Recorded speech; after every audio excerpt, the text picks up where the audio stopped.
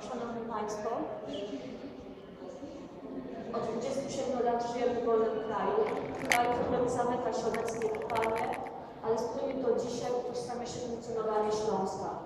Spotykamy się również 5 lat po kontrowersyjnej wypowiedzi Jarosława Kaczyńskiego odnośnie rzekomo zahanioblonej obcy niemieckiej. Tym spotkaniem chcielibyśmy zorganizować debatę o Nowym Śląsku, o nowych Ślązakach. Do tej pory Śląsk, szczególnie ten górny, przemysłowy czy też industrialny, był postrzegany przez pryzmat górnika. Niewątpliwie w jakimś stopniu przyczyniły się tego teksty ustawy o Młocinkach, szczególnie ten najbardziej znany i chyba wszyscy czytaliśmy w podstawówce Łysek z Pokładuidy, które okazywały Śląsk właściwie z jednej perspektywy. Drugim takim elementem, z którym zazwyczaj kojarzy się Śląsk, jest to działalność ruchu Autonomii Śląska. Chcielibyśmy tym spotkaniem odkłamać obraz Śląska, pokazać jego może nieznane albo jeszcze nieznane atuty.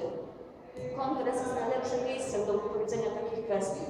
Przez 3 dni uczestnicy będą zastanawiać się, jak żyć w Polsce, która aktualnie wyobraziła siebie jako monokulturowość.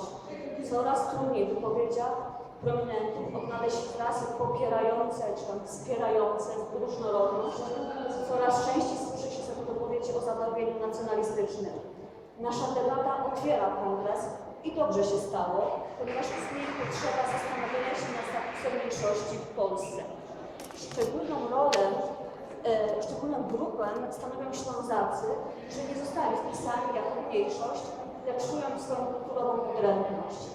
Wystarczy spojrzeć na wyniki spisu ludności, aby przekonać się, że jest to dosyć spora grupa ludzi.